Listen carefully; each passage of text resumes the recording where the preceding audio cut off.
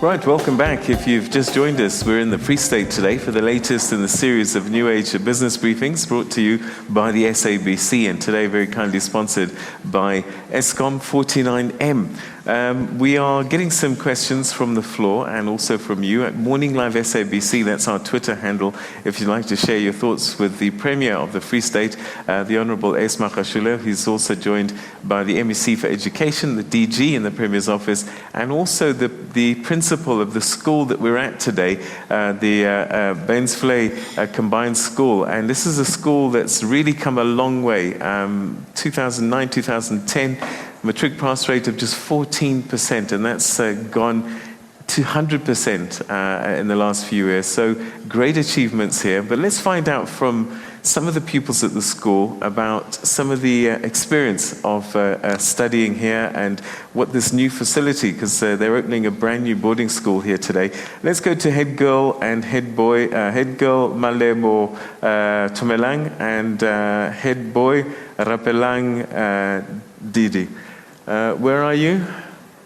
All right, if you could stand up, we'll get a microphone to you. All right, so these are the future premiers and leaders of the country.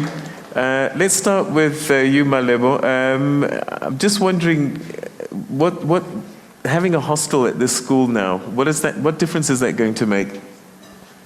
The difference the hostel is going to make is that we have plenty of time to study. We don't have any chores to distract us or anything else. And we also have teachers that are going to help us during after school and so forth. Okay. Rapelang, tell me a little bit about the teaching, the principal, and you can say what you feel. You're getting immunity today. Because this school seems to be setting high standards. What is it about this environment that you are able to perform in the way that you are performing?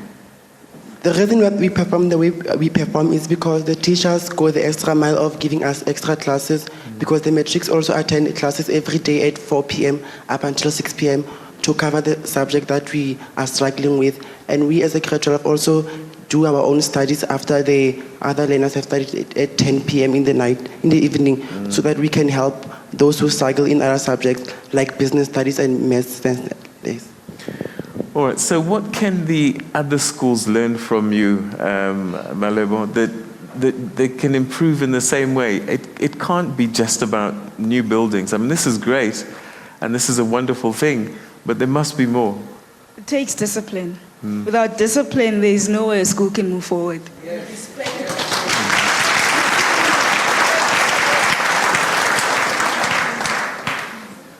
Is that it? Just discipline? And helping one another. And respecting our teachers. Yeah. Yes. Yeah. Respect goes a long way. Without respect, there is no way the school can move forward. All right. And then perhaps finally, Rapelang, I'm just wondering, you've got children coming from very different backgrounds. And I mean, I look at you two, and you're very polished and very eloquent. And I'm thinking that some children have come here, perhaps not as eloquent. Has this school helped to shape you and to grow you beyond academics?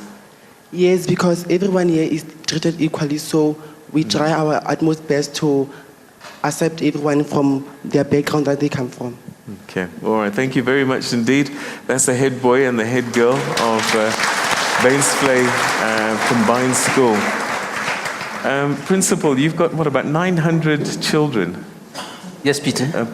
Both primary and high school. Yes. That's an enormous responsibility for one principal. It is, because we give priority, number one, to learners who come from the farms. Now, because of our past good academic records, success, we have learners coming from outside of Bainsvlei.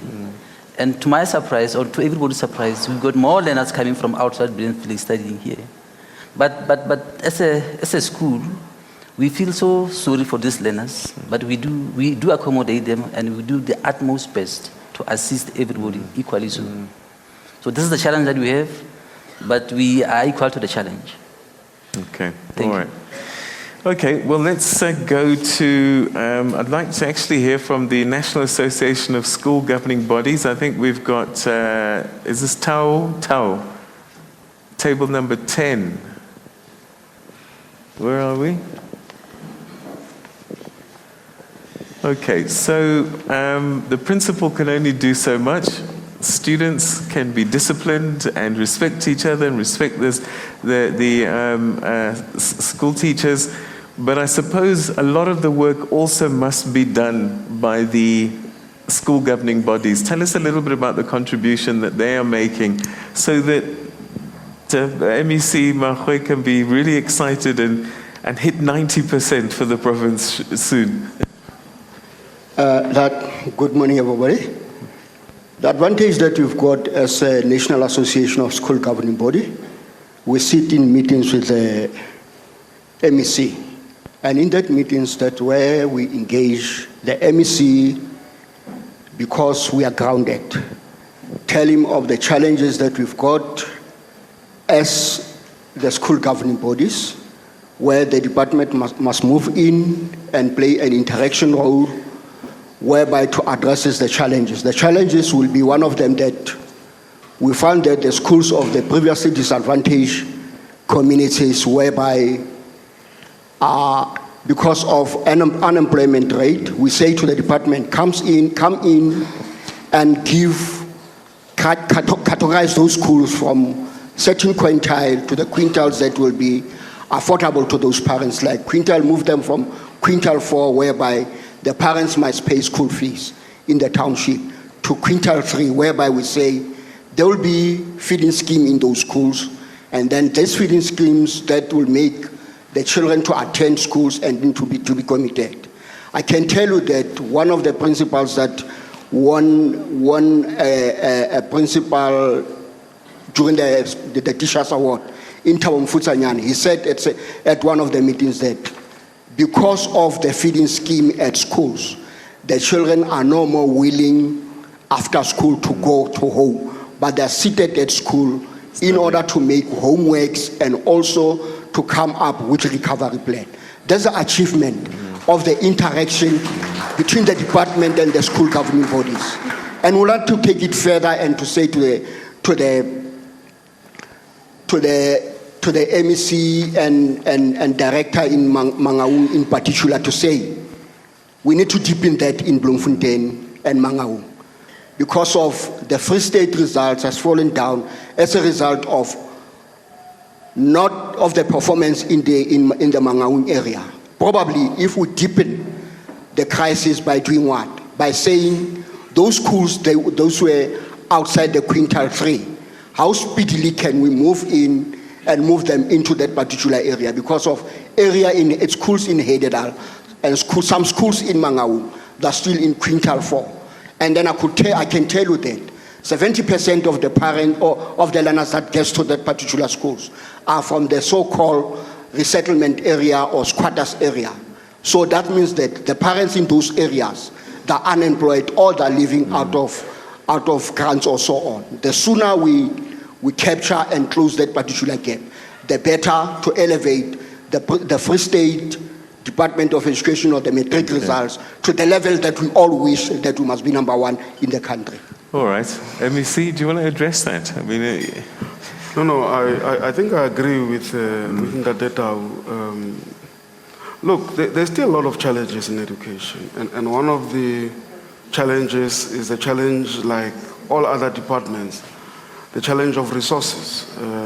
I don't think there's any department that's got enough resources to deal with everything that they have to deal with. So we always have to strike the balance on a continuous basis. But we are excited that despite all those challenges, because I always tell managers that we appointed that when we appointed you, there were challenges. And we appointed you to help us solve the challenges. So I don't want a manager that we appoint and he come and tell me about the challenges that I know. The reason why we appoint you is that you must help us solve those challenges. So that's the attitude that we take. And that is why we don't complain to say we don't have this, therefore we can't be number 1. Because the moment we do that, we'll be complacent. The moment we do that, we'll feel good about the reasons why we're not performing. And if you look at our resources and you compare us with the big provinces that you're comparing us with, our budget, the provincial budget of the Free State, is less than the Department of Education alone in Gauteng. So they've got big budget. Western Cape, for an example, about 45% of their schools are top schools in terms of ex-Model C schools and so on and so on. We only have got about 15%. But we are saying, like the way we won and defeated apartheid, we never look at resource allocation. We say personal determination, that's what makes us win. And we have won, and we are still going to win again. All right. How are you winning with the fight against bogus colleges? This is something that we're seeing all over the place now, and they're preying on very vulnerable young people who perhaps have just come out of matric, and they're desperate for a future, and these colleges are springing up left, right, and center. You see, that's the beauty of the program that was initiated by our Premier and the Executive Council. The issue of promising bursaries to our learners. Now, we go to our institutions, we go to schools, even here in Bainsvlei. In 2010, we were here, and some of the learners who passed well, we gave them bursaries. I'm very happy to hear from the principal that one of them is already teaching here. He came from the farms, and we gave him a bursary to go into teaching. Now he's coming back to plow back to his own community, to her own community. So that's doing very, very well.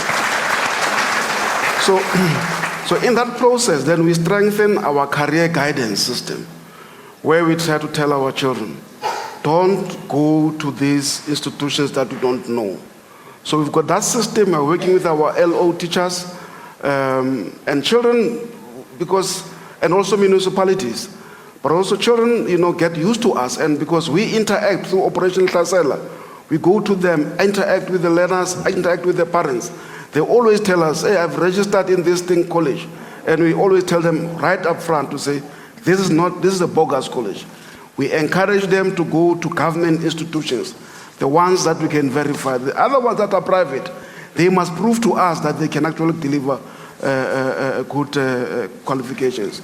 Because sometimes what happens is that this private college qualifies in one subject, and then they start saying, or one qualification, but they start saying they can offer everything else.